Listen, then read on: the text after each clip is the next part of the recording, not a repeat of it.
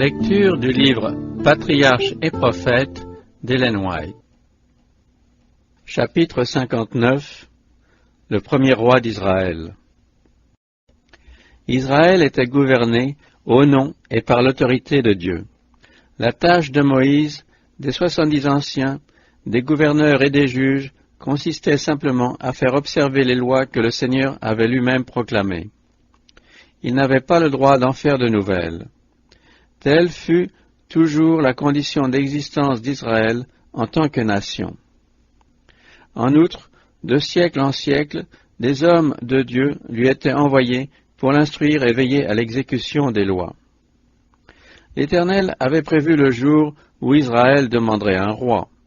Tout en le lui accordant, il veilla à ce qu'il n'y eût rien de changé dans les principes sur lesquels était fondé l'État. Dieu restait le chef de la nation, et sa loi, la loi suprême du pays. Le roi devait être le vicaire du Très-Haut. Pendant les premiers temps qui suivirent leur établissement en Canaan, les Israélites se conformèrent de bon cœur au principe de la théocratie, et le peuple prospéra sous l'administration de Josué. L'accroissement de la population et les rapports avec d'autres peuples amenèrent un changement dans les esprits. En adoptant bon nombre de coutumes de ses voisins idolâtres, le peuple perdit en grande partie le caractère saint et particulier qui le distinguait. Peu à peu, le respect pour Dieu diminua, et l'on fit moins de cas de l'honneur que l'on avait d'être le peuple élu. Éblouis par la pompe et le vain étalage des monarques païens, les Israélites se lassèrent de leur simplicité. D'autre part, la jalousie et l'envie éclatèrent entre les tribus. Affaibli par ces dissensions intestines, sans cesse exposé aux incursions de ses ennemis idolâtres, le peuple en vint à penser que pour conserver sa dignité parmi les autres nations, il devait s'unir sous un gouvernement central, énergique et puissant. En se relâchant de leur soumission à la loi de Dieu, les Hébreux voulurent être délivrés du joug de leur céleste souverain, et cette aspiration vers la monarchie devint générale. Depuis les jours de Josué, le pays n'avait pas été gouverné avec autant de sagesse et de succès que sous l'administration de Samuel. Divinement investi de la triple charge de juge, de prophète et de prêtre, il avait travaillé avec un zèle infatigable et désintéressé au bien de son peuple. Sous sa prudente administration, Israël avait prospéré. L'ordre rétabli, la piété encouragée, l'esprit de mécontentement avait cessé de se manifester. Mais l'âge ayant obligé Samuel de partager avec d'autres les soucis du gouvernement, il avait, en accord avec le peuple, appelé ses deux fils à le seconder. Le prophète continuait d'exercer ses fonctions à Rama, tandis que ses fils, établis à Beer-Sheba, administraient la justice dans la partie méridionale du pays. Ces derniers ne se montrèrent pas dignes du choix de leur père. Dieu avait expressément déclaré que les gouverneurs d'Israël devaient juger avec droiture, traiter les veuves et les orphelins avec équité et ne pas recevoir de présents. Mais les fils de Samuel, pour s'enrichir, acceptaient des présents et violaient la justice. D'autre part, le prophète, oublieux de l'expérience d'Élie, se montra trop indulgent avec ses fils, et le résultat de cette faiblesse ne tarda pas à se manifester dans leur conduite. La partialité des deux jeunes magistrats causa beaucoup de mécontentement et servit au peuple de prétexte pour exprimer un désir caressé depuis longtemps. Tous les anciens d'Israël s'étant réunis, allèrent trouver Samuel à Rama et lui dirent « Te voilà chargé d'années, et tes fils ne suivent pas tes traces.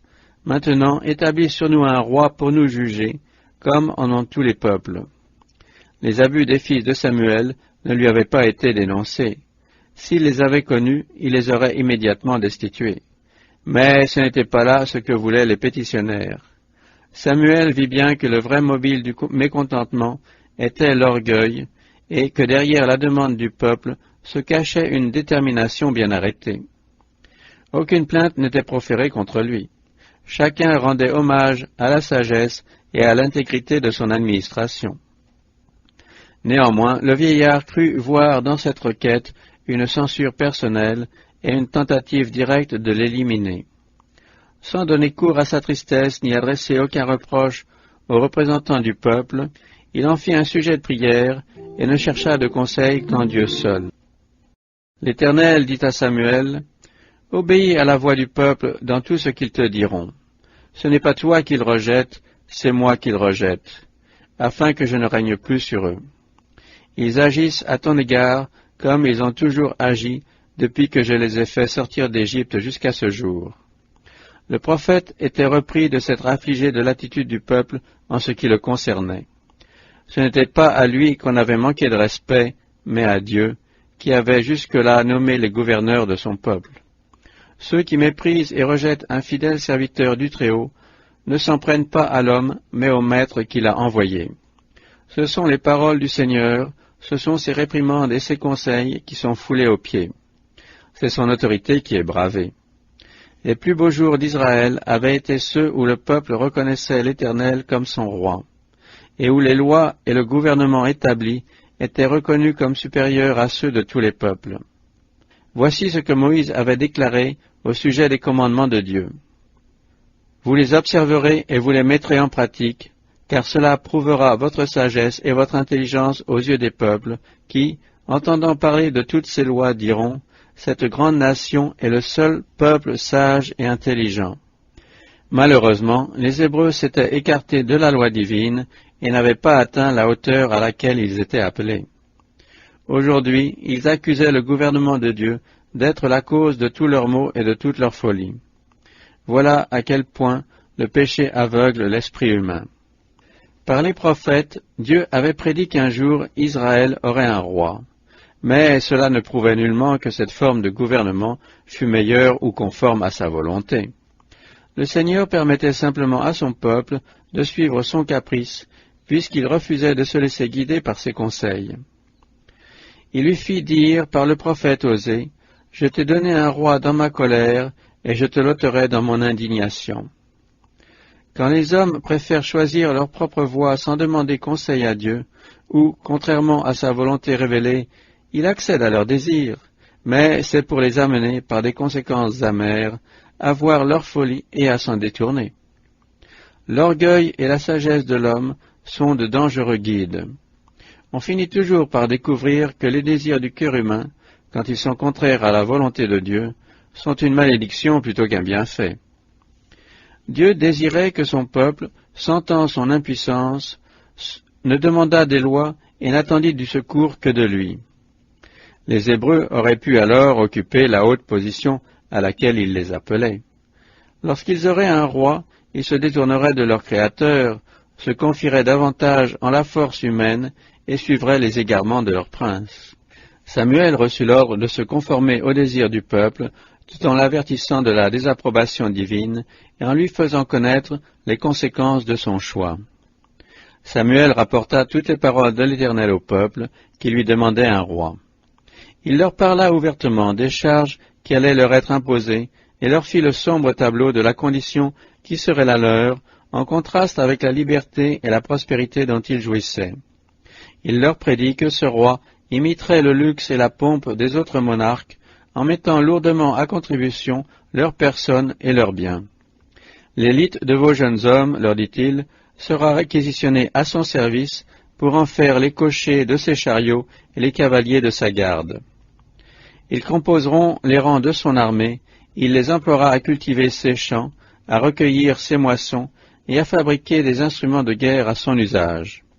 Les filles d'Israël seront enrôlées comme parfumeuses, cuisinières, boulangères. Pour soutenir le train royal de sa maison, votre prince, ajouta-t-il, prendra les meilleurs de vos champs que l'Éternel vous a donnés, vos serviteurs et vos servantes, et jusqu'à vos ânes, pour les employer à ses travaux. En outre, il réclamera le 10e de votre revenu, qu'il s'agisse de votre travail ou du produit de vos terres. Et vous serez ses esclaves, dit le prophète, en terminant. Alors vous crierez à cause du roi que vous aurez choisi, mais l'Éternel ne vous répondra pas. Si dures que soient les exactions de votre roi, une fois la monarchie établie, il ne sera pas facile de l'abolir. le peuple refusa d'écouter la voix de Samuel. Ils dirent, « Non, il nous faut un roi. Nous voulons être comme toutes les nations. Notre roi nous jugera, il marchera à notre tête et sera notre chef à la guerre. » Comme toutes les nations. Les Israélites ne comprenaient pas qu'être à cet égard différent de tous les autres peuples, c'était un privilège spécial, un bienfait inouï. Dieu avait séparé Israël des autres nations pour en faire son trésor particulier, tandis que lui ne faisait aucun cas de cet honneur insigne et ne demandait qu'à suivre l'exemple des païens. Aujourd'hui encore, le désir de se conformer aux coutumes et aux usages du monde persiste au sein du peuple de Dieu. À mesure qu'il s'éloigne du bon chemin, il se met à ambitionner les gains et les honneurs de la terre et à imiter ceux qui adorent le Dieu de ce monde. De nombreux chrétiens assurent qu'en se conformant aux usages des mondains et en s'unissant à eux, ils sont à même d'exercer sur les non-croyants une plus grande influence. Mais c'est le contraire qui arrive. Tous ceux qui suivent cette voie se séparent de la source de leur force. En se conformant au monde, ils deviennent ennemis de Dieu. Pour l'amour de quelques distinctions terrestres, ils sacrifient l'honneur ineffable auquel Dieu les a destinés, celui d'annoncer les vertus de celui qui nous a appelés des ténèbres à sa merveilleuse lumière. Le prophète avait fait son devoir, mais les Hébreux, las de sa piété et de son austérité, le rejetaient pour lui préférer un homme qui les gouvernât en roi. À son serviteur navré, l'Éternel dit, « Obéis à leur voix et donne-leur un roi. » Samuel, le cœur brisé, congédia le peuple et se prépara au grand changement qui allait s'opérer dans le gouvernement. La vie pure, pieuse et désintéressée de Samuel avait été une censure perpétuelle, tant pour les prêtres et les anciens égoïstes que pour la multitude orgueilleuse et sensuelle. Privé d'apparat et de pompe, son humble administration était honorée par le Rédempteur du monde dont il était le représentant. Le caractère de Samuel était une image de Jésus dont la pureté et la vie sainte provoquèrent la rage de Satan et dont la vie, lumière du monde, révélait la dépravation cachée du cœur humain et allumait contre lui les plus violentes colères des hypocrites représentants de la piété. Il n'était pas venu dans le monde entouré de richesses et d'honneur, mais ses œuvres prouvaient qu'il possédait une puissance supérieure à celle des plus grands princes de la terre. Les Juifs attendaient un Messie qui briserait le joug de leurs oppresseurs, et cela tout en se cramponnant à leurs péchés, qui étaient la cause même de leur oppression. Si Jésus avait pallié leurs iniquités et loué leur piété, il l'aurait choisi comme roi. Mais il ne pouvait supporter les censures dont il flagellait leurs vices. Il méprisait le charme d'un caractère fait de bonté, de pureté et de sainteté. Il en a été de même à tous les âges du monde. La lumière du ciel condamne ceux qui ne veulent pas la suivre. Désavoués par des hommes irréprochables, les hypocrites deviennent les suppôts de Satan pour opprimer et persécuter les fidèles. Tous ceux qui veulent vivre pieusement en Jésus-Christ seront persécutés. En permettant à Israël d'établir un gouvernement monarchique, Dieu s'était réservé le droit de choisir le roi. Les Hébreux respectèrent ce droit, et le sort tomba sur Saul, fils de Kis, de la tribu de Benjamin. Les avantages personnels du futur monarque étaient de nature à flatter leur orgueil. Il n'avait pas son pareil dans le peuple entier. Dans la fleur de l'âge, d'un port noble, la taille haute et les traits agréables, il paraissait né pour commander.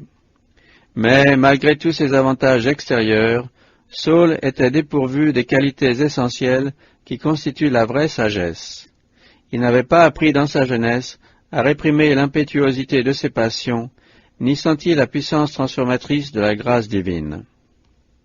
Fils d'un propriétaire riche et influent, Saul, selon la simplicité des temps, partageait avec son père les travaux de l'agriculture.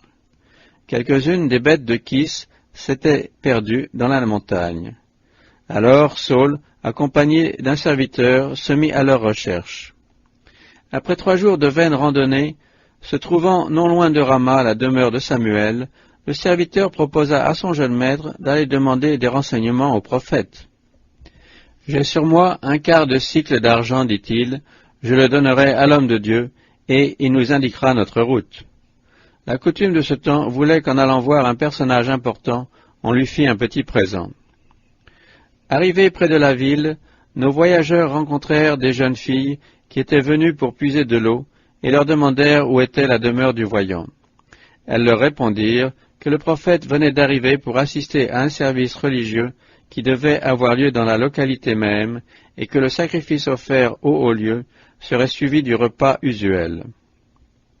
Un grand changement s'était produit durant l'administration de Samuel. Au début, les services du sanctuaire étaient peu fréquentés.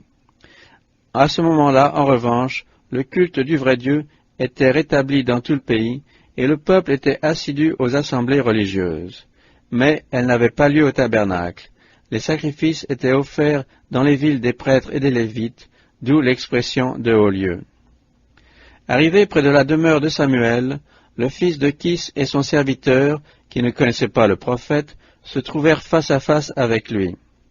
Or, Dieu venait de lui dire, « Voici l'homme dont je t'ai parlé, car c'est lui qui dominera sur mon peuple. » À la question de Saül, « Indique-moi, je te prie, la maison du voyant », Samuel répondit, « Le voyant, c'est moi. » Et, après lui avoir assuré que ses bêtes avaient été retrouvées, il le presse de rester à la fête et lui laisse entrevoir la haute destinée qui l'attend. Aussi bien, lui dit-il, à qui est destiné tout ce qu'il y a de plus précieux en Israël? N'est-ce pas à toi et à toute la maison de ton père? Saül tressaillit. La question d'un roi agitant tous les esprits, il ne put se méprendre sur le sens des paroles du prophète. Il répondit modestement, « Je ne suis qu'un benjamite de l'une des plus petites tribus d'Israël. Ma famille est la moindre de toutes celles de la tribu de Benjamin. Pourquoi donc me tiens-tu un pareil langage ?» Samuel conduit alors son visiteur à l'assemblée, où les principaux de la ville l'attendent. Il donne l'ordre de réserver à Saül la place d'honneur et de lui servir les meilleurs morceaux. Le repas terminé, il l'emmène chez lui et, dans un entretien particulier, lui expose les grands principes sur lesquels le gouvernement d'Israël a été établi et le prépare en quelque sorte à ses hautes fonctions. Le lendemain de bonne heure, Saül se remet en route, accompagné de Samuel. Après avoir traversé la ville, se laissant devancer par le serviteur, il s'arrête, et Samuel, prenant une fiole d'huile, la répand sur la tête de Saül, l'embrasse et lui dit, « Voici l'onction que l'Éternel te confère pour que tu sois le chef de son héritage. » Comme preuve que tout ce qui vient d'arriver a été fait sur l'ordre de Dieu, le prophète lui prédit tous les incidents qui doivent lui survenir pendant son retour chez lui. Et il l'assure que l'Esprit de Dieu le qualifiera pour sa nouvelle charge. Il ajoute, « L'Esprit de l'Éternel te saisira, et tu seras changé en un autre homme. Quand tu auras vu ces signes se produire, agis selon les circonstances, car Dieu est avec toi. » Saül reprit son chemin. Tout arriva comme le prophète l'avait prédit. Près de la frontière de Benjamin, on l'informa que les ânesses avaient été retrouvées.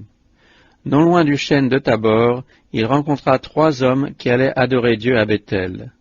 L'un d'eux portait 3 chevreaux, l'autre 3 pains, et le troisième une outre de vin pour le festin du sacrifice.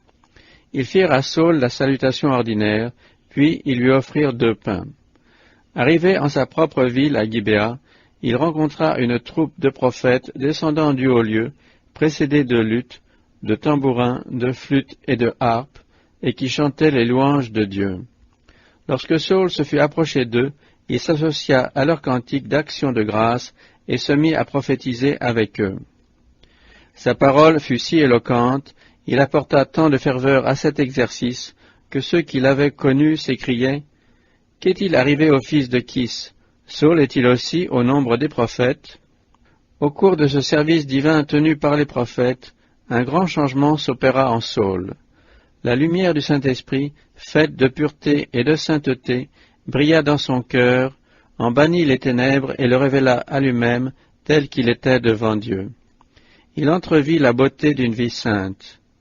Le plan du salut, qui jusqu'alors lui semblait vague et obscur, s'ouvrit devant son intelligence.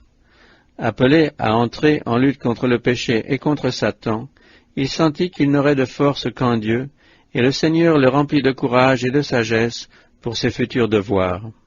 L'onction royale de Saul n'avait pas été portée à la connaissance de la nation, et le choix de Dieu devait être indiqué par le sort.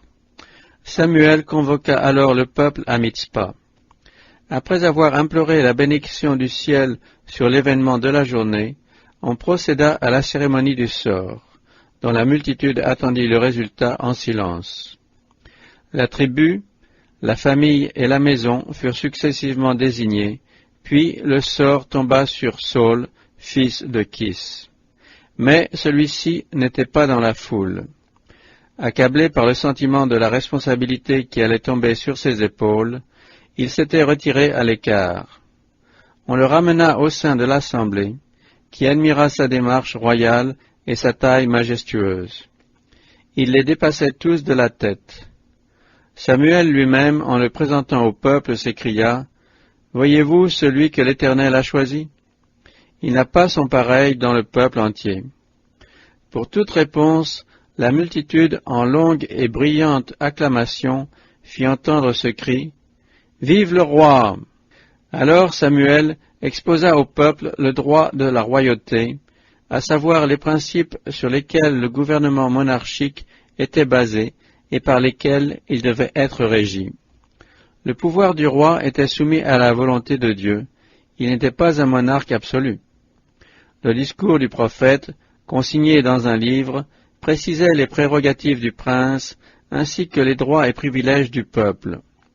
Quoique ce dernier eût méprisé ses avertissements et l'eût contraint d'acquiescer à sa volonté, Samuel ne s'efforça pas moins de sauvegarder ses libertés. S'il fut accepté par le peuple dans sa majorité, le choix de Saul rencontra néanmoins une forte opposition. Que le monarque eût été pris dans la tribu de Benjamin, la plus petite des tribus d'Israël, au mépris de celles de Juda et d'Éphraïm, les plus nombreuses et les plus puissantes, cela paraissait un affront intolérable aux protestataires qui refusèrent de faire acte de soumission et d'apporter le présent d'usage. Les hommes qui demandèrent un roi avec le plus d'insistance étaient ceux-là même qui ne voulaient pas reconnaître avec gratitude celui que Dieu avait choisi. Chaque faction présentait ses candidats. Plusieurs hommes influents convoitèrent cet honneur. L'envie et la jalousie entrant en jeu, les intrigues de l'orgueil et de l'ambition aboutirent au mécontentement et à la colère. Dans ces circonstances, Saul, ne jugeant pas à propos d'assumer la dignité royale, laissa à Samuel l'administration de l'État comme auparavant, et retourna à Gibéa, honorablement escorté par un bon nombre d'Israélites, convaincus que son choix était voulu de Dieu, et déterminés à le soutenir. Peu après l'élection de Saul, les Ammonites habitant à l'orient du Jourdain, leur roi Naas en tête, envahirent le territoire d'Israël et vinrent mettre le siège devant Jabès de Galaad. Les habitants de cette ville demandèrent la paix, qu'ils offraient d'acheter par un tribut annuel. L'impitoyable Naas n'y voulut consentir qu'à condition de crever l'œil droit à tous les habitants, en signe perpétuel de son autorité. Le peuple de la ville assiégée demanda un délai de 7 jours, que les Ammonites acceptèrent, pensant rehausser par là l'éclat de leur victoire. Une demande de secours, qui fut immédiatement envoyée de Jabès aux tribus de la rive gauche, plongea Gibéa dans la consternation. C'était à la fin du jour. Saul, qui revenait des champs avec ses bœufs, entendit de loin un cri de lamentation qui trahissait quelque grande calamité. « Qu'a donc le peuple pour pleurer ainsi » demanda-t-il. Apprenant l'inique et horrible proposition des Ammonites, tout son être se révolta. Saisi par l'Esprit de Dieu, il prit une paire de bœufs et les coupa en morceaux, qu'il envoya par des messagers dans tout le territoire d'Israël avec cet avis. Ainsi seront traités les bœufs de tout homme qui ne marchera pas à la suite de Saul et de Samuel. À cette sommation répondirent 330 000 hommes qui se réunirent à Bézek, sous les ordres de Saul. Sans retard, on fit savoir aux assiégés qu'ils pourraient attendre du secours dès le lendemain, le jour même où ils devaient faire leur soumission. Grâce à une marche forcée, Saul et son armée traversèrent le Jourdain et arrivèrent devant Jabès dès la veille du matin. Divisant comme Gédéon ses troupes en 3 compagnies, Saul fondit sur le camp des Ammonites qui, ne soupçonnant aucun danger à cette heure matinale, se croyait en parfaite sécurité. La panique de l'ennemi facilita sa défaite, ainsi que le carnage qui s'ensuivit. Ceux qui échappèrent furent tellement dispersés qu'il n'en resta pas deux ensemble. La promptitude et la bravoure de Saul, comme l'habileté avec laquelle il avait su diriger ses troupes, aussi considérables, étaient précisément les qualités que les Israélites avaient rêvées pour leur roi, pouvoir se mesurer avec les autres nations. Aussi attribuèrent-ils l'honneur de la victoire à des qualités humaines, oubliant que sans la bénédiction divine, tous leurs efforts n'auraient servi de rien. Dans l'excès de leur enthousiasme, quelques-uns proposèrent de mettre à mort les hommes qui avaient refusé de reconnaître l'élection de Saul. Le roi s'interposa par ces paroles. « Personne ne sera mis à mort en ce jour, car aujourd'hui l'Éternel a opéré une délivrance en Israël. » Saul donnait là une preuve du changement qui s'était produit dans son caractère. Au lieu de prendre pour lui le crédit du triomphe, il l'offrait à Dieu. Et, au lieu de s'abaisser à des actes de vengeance, il manifestait un esprit de générosité et de pardon, qui sont les preuves incontestables de la présence de Dieu dans un cœur. Samuel proposa alors la convocation d'une assemblée nationale à Gilgal, où la royauté placée sur la tête de Saul put être publiquement confirmée. Ainsi fut fait, et là, en présence de l'Éternel, ils établirent Saul pour roi, ils offrirent à l'Éternel des sacrifices d'action de grâce. Puis, Saul et tout Israël se livrèrent à de grandes réjouissances. Gilgal avait été l'emplacement de la première halte d'Israël en Canaan. C'était là que Josué, sur l'ordre de Dieu, avait dressé l'autel de 12 pierres pour commémorer le miraculeux passage du Jourdain.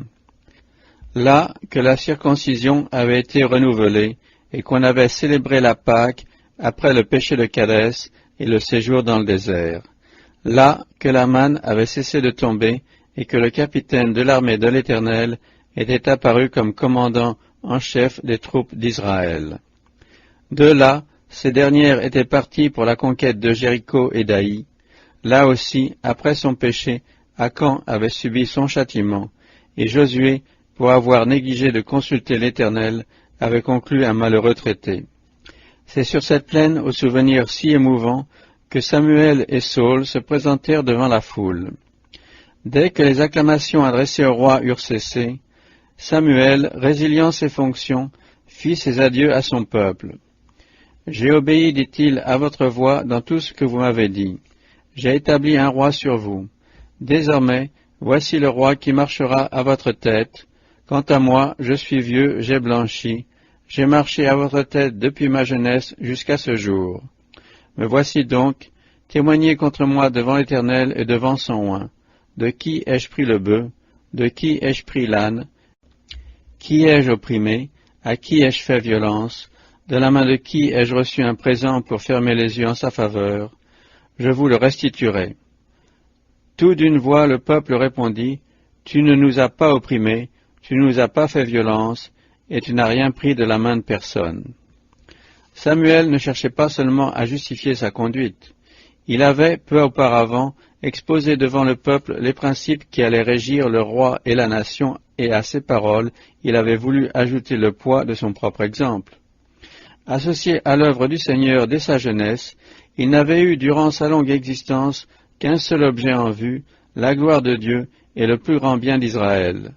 Le prophète savait en outre qu'il n'y avait pour son peuple de perspective de prospérité que s'il se reconnaissait coupable devant Dieu de la faute qu'il avait commise. Par suite de ses péchés, il avait perdu sa foi en Dieu, perdu le sentiment de la sagesse et de la puissance de celui qui seul était capable de défendre sa cause. Avant de trouver la vraie paix, il fallait que le peuple confessât son péché. « Il nous faut un roi, avait-il dit, il nous jugera. Il marchera à notre tête et sera notre chef à la guerre. » Et maintenant, Samuel récapitule l'histoire des Israélites depuis le jour où Dieu les a fait sortir d'Égypte. Le roi des rois avait marché devant eux et combattu pour eux. Souvent, leurs péchés les avaient livrés entre les mains de leurs ennemis.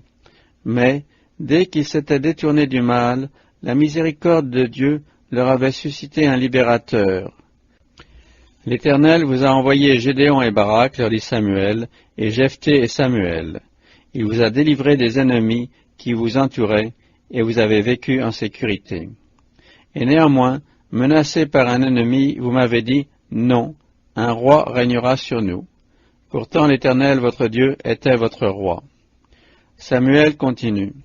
En ce moment même, restez encore ici pour contempler la chose extraordinaire que l'Éternel va accomplir sous vos yeux. N'est-ce pas aujourd'hui la moisson des blés? J'invoquerai l'Éternel, il fera tonner et pleuvoir, afin que vous sachiez et que vous voyez combien vous avez mal agi aux yeux de l'Éternel en demandant un roi. Alors Samuel invoqua l'Éternel. L'Éternel fit tonner et pleuvoir en ce jour-là. Au mois de mai et de juin, en Orient, il ne tombait point de pluie. L'air était doux, le ciel serein et sans nuages. Aussi, le violent orage qui éclata en ce moment sur la foule assemblée lui causa une vive frayeur. Humilié, le peuple confessa alors son péché, le péché même dont il était coupable. Prie l'Éternel ton Dieu pour tes serviteurs, afin que nous ne mourions point, car nous avons ajouté à tous nos autres péchés la faute de demander un roi. Mais Samuel ne laissa pas le peuple dans le découragement, ce qui eût entravé tout effort en vue d'une réforme, et donné à Satan l'occasion de faire considérer Dieu comme un être sévère et inflexible, et non un Père toujours prêt à pardonner. Il lui adressa ce message réconfortant. Ne craignez point, oui, vous avez mal agi. Néanmoins, ne vous détournez pas de l'Éternel, mais servez-le de tout votre cœur. Ne vous détournez pas de lui. Ce serait vous attacher à des idoles de néant, qui ne sauraient ni secourir ni sauver, car les idoles ne sont que néant. À cause de son grand nom, l'Éternel n'abandonnera pas son peuple. Samuel ne fit aucune allusion à l'affront qui lui avait été fait. Il n'adressa au peuple aucun reproche pour son ingratitude en retour d'un désintéressement qui ne s'était jamais démenti. Il assura au contraire Israël de l'intérêt incessant qu'il lui portait. Loin de moi la pensée de pécher contre l'Éternel en cessant de prier pour vous. Je vous enseignerai le bon et le droit chemin. Seulement, craignez l'Éternel et servez-le avec fidélité de tout votre cœur, car voyez quelle merveille il vient d'accomplir sous vos yeux. Mais si vous faites le mal, vous serez détruits, et vous et votre roi.